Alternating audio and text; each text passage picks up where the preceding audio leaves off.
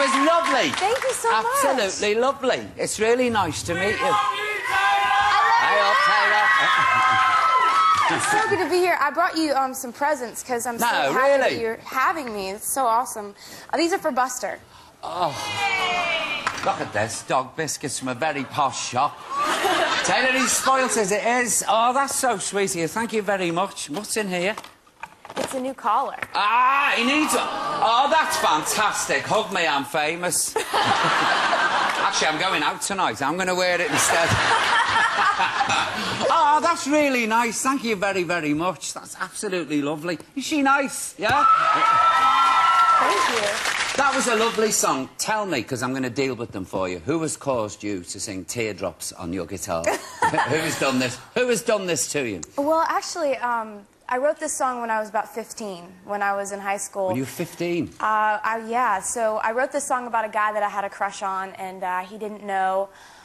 Inevitably, he knows now. And, you know, I have this habit of writing songs about guys and naming them.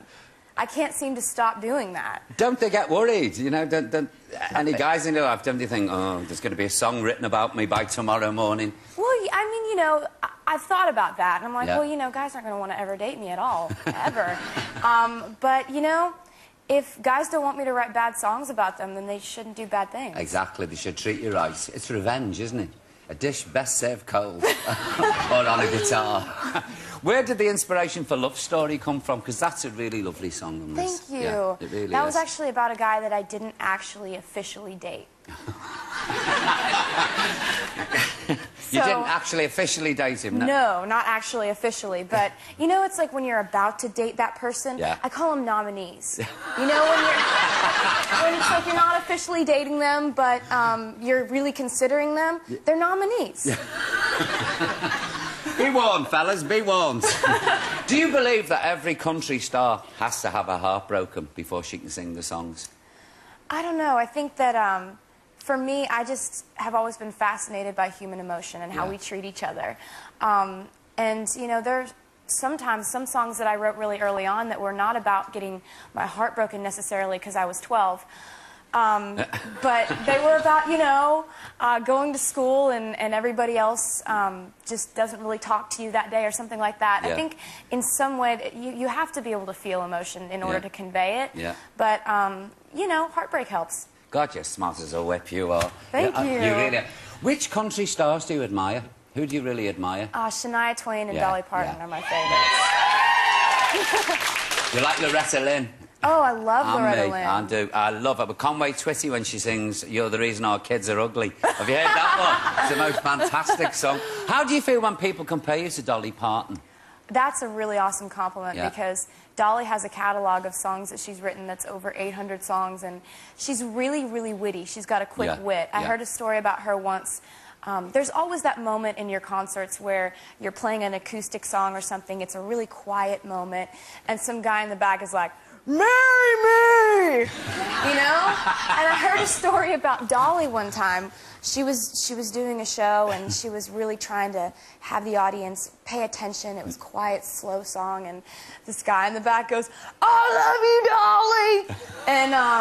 And she just looked up from her song and said, "I thought I told you to stay in the truck." On the ball, that woman. Just really quick, and I just have loved her ever since I heard her music. I'm a Dolly fan. You could amazing. not be a Dolly Parton fan, though. How could anybody not like Dolly Parton? She's wonderful, isn't she? She's really amazing. is. But you're like her because you're a singing storyteller. Your songs tell a story. Thank you. Yeah. That's awesome. But that's why I like country songs, because you have a beginning, a middle, and an end. They're lovely. Aren't they? They're usually about heartbreak and 2 cigarettes and an ashtray. Yeah, it's one of my... Have you heard that song, 2 cigarettes and an ashtray? That's what all my songs are about, actually. I want to know, how did you persuade your parents to go to Nashville at such a young age? Persistent begging. To hassle them. Worked pretty well. When I was 10, I saw this TV program about Faith Hill. And it said, you know, when Faith Hill was, you know, 19 or so, she moved to Nashville, and that's how she got into country music. And so I had this epiphany when I was 10. I was like, I need to be in Nashville. Yeah. That's a magical dream world where dreams come true. Need to be there. And so that's when I started on my daily begging rant with my parents of, I need to go to Nashville. Please, please, please take me to Nashville. I need to go. Like, and so eventually they took me on a trip there when I was 11. And that was it. And you stayed. Did you? When did you actually move to Nashville?